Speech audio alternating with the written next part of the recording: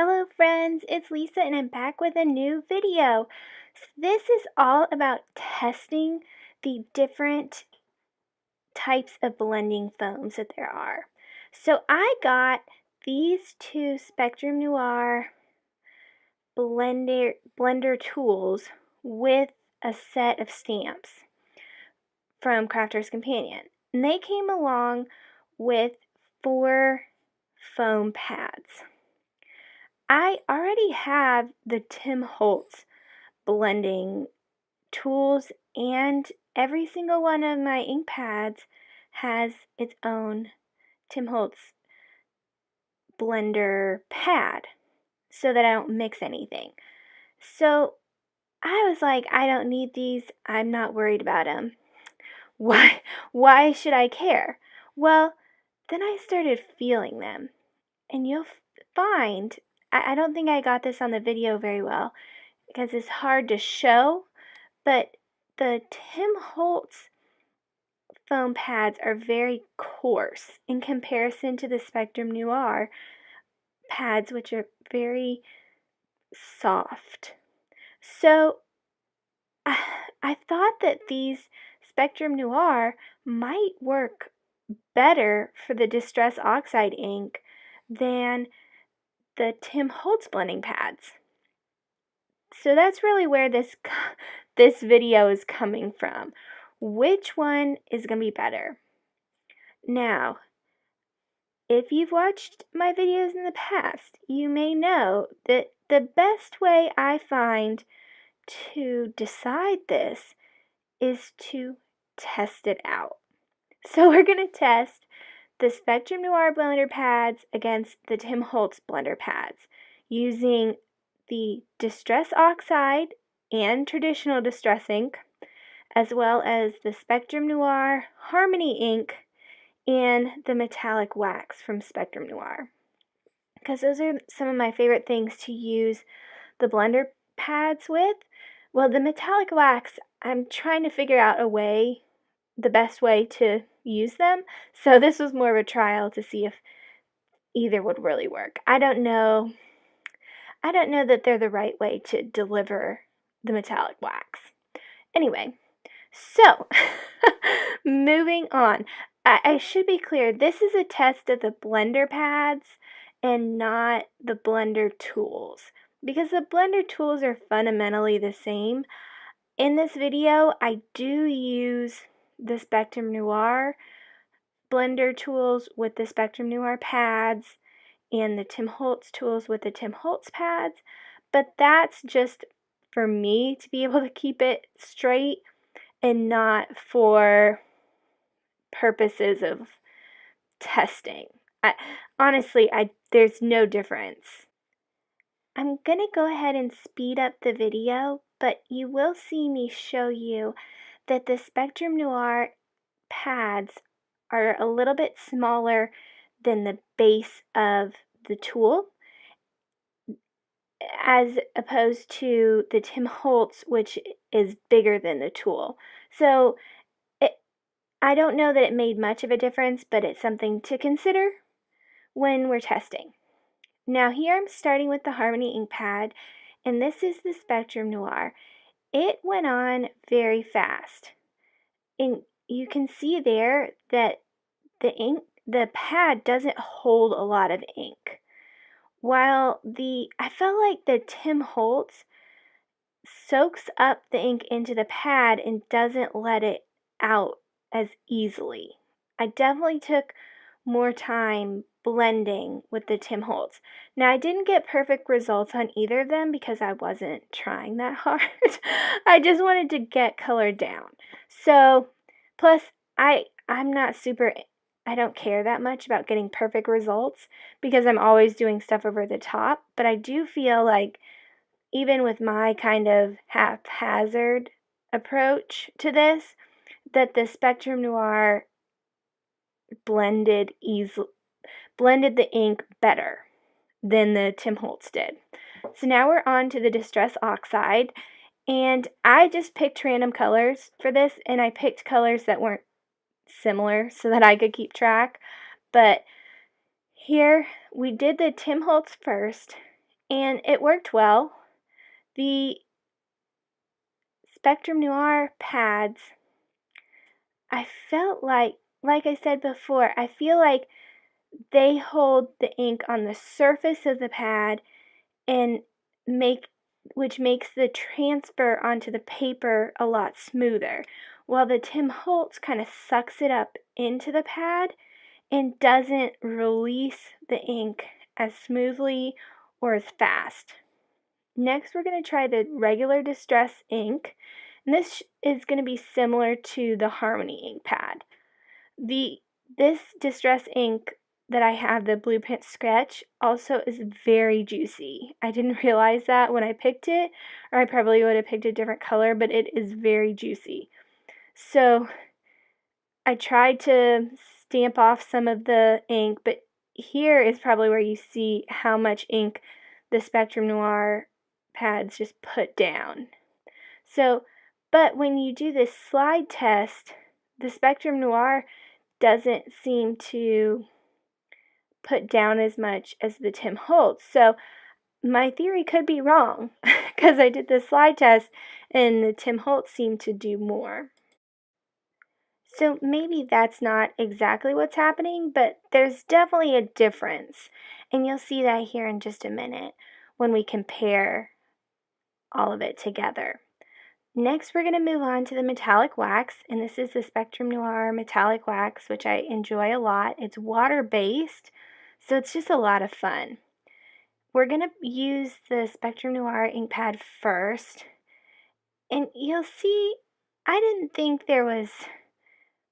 I actually thought for the metallic wax that the Spectrum Noir didn't do amazingly. It did okay, but it didn't wow me.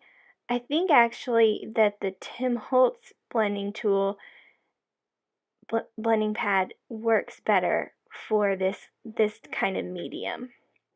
You can kind of see that there, that the Tim Holtz made it smoother. So it just might be the type of foam that's being used as to which medium works better. Next, let's look at the results. So I hid the tops. I slid them around and hid the top so I wouldn't know which side was which. And I picked which of each that I liked better. So on the left, I felt like the Harmony and the Distress Oxide were smoother. The metallic wax, I liked the right side. I had a little bit of difficulty with the Distress ink, as you can see, thinking about it, but I end up going with the left again. So it just seemed a little bit smoother to me. I was honestly unsurprised that the left was Spectrum Noir and the right was Tim Holtz, just because I'd noticed the smoothness of the application on the Spectrum Noir. So after this, I actually decided to replace all my Tim Holtz blender pads in my ink pads in all of my sets. So in my 3 sets of Harmony, Distress ink, and Distress Oxide ink, I left my Tim Holtz in with my archival ink pads. I have the mini archival ink pads, and I like them, but I don't actually use them for blending very often, so I think that the Tim Holtz will be fine for that. I did save all of the either not used or gently used blender pads that I had that were in with my ink pads so that I could use them for things like the metallic wax, which you can't use over and over and over again. It's usually a one-time use kind of thing. Now, when I was doing my test, I forgot that I had bought these makeup brushes at CVS.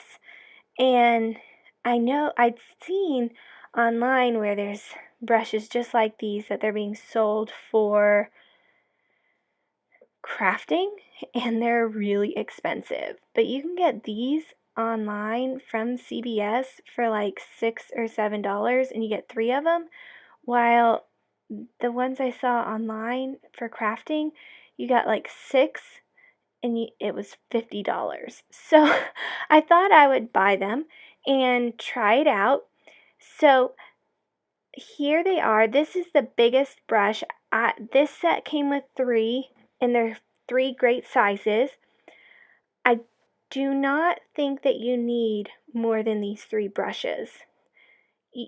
You might want to get 2 sets if you're really ambitious and plan to use these a lot, just because you could use 2 big brushes at the same time using different colors. But these clean super easy with the with ink from ink pads. You don't want to use them with paint, I don't think, but the ink pads, you can use them. You can see that they blend really smoothly, so I've sped it up now. If you go back, that was how fast I was actually going. I've sped this up 4 times the speed just to keep this video short. But using my microfiber pad and then cleaning off on a piece of paper as well, got all that ink off. So you do have to take your time to build up the color. This is not the same kind of thing as the previous part of this video where you're using the ink pad, because it just takes longer to build up the ink. If you don't build it up, you get smushy parts. It doesn't look as good. So this is more for an ethereal look, or if you want to blend out from an ink blended area that you'd use the foam pads with. I did not use the metallic wax here because I knew I didn't want to ruin my brush with the metallic wax. But I did use the Harmony, the Distress Oxide, and the Distress Ink, and I thought they all turned out fun. I did want to try the small one and kind of see what you could get there. Definitely more detailed. So this would look really cute on a stamp or through a stencil. These would be great options for that. So I really liked these blender brushes, and I think they're a great alternative to some of the more expensive craft items you can get, like the stencil brushes and stuff like that. For if you're wanting to do it with ink pads, these are definitely the way to go, because they put down the color. It makes a really smooth blend, especially if you take your time. I sometimes get a little antsy, but these do a very nice smooth blend.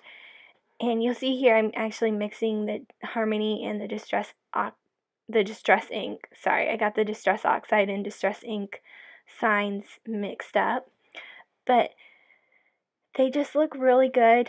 It's a very soft way. It's definitely a good additional tool to kind of expand what you can do.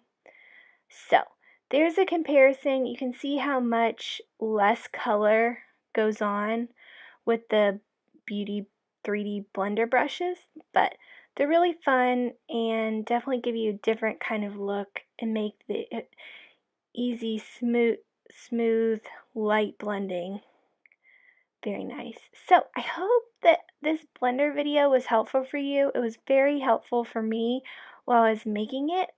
Here is some other videos you may like. Go ahead and hit subscribe and check those out, and have a wonderful day. Thanks, guys.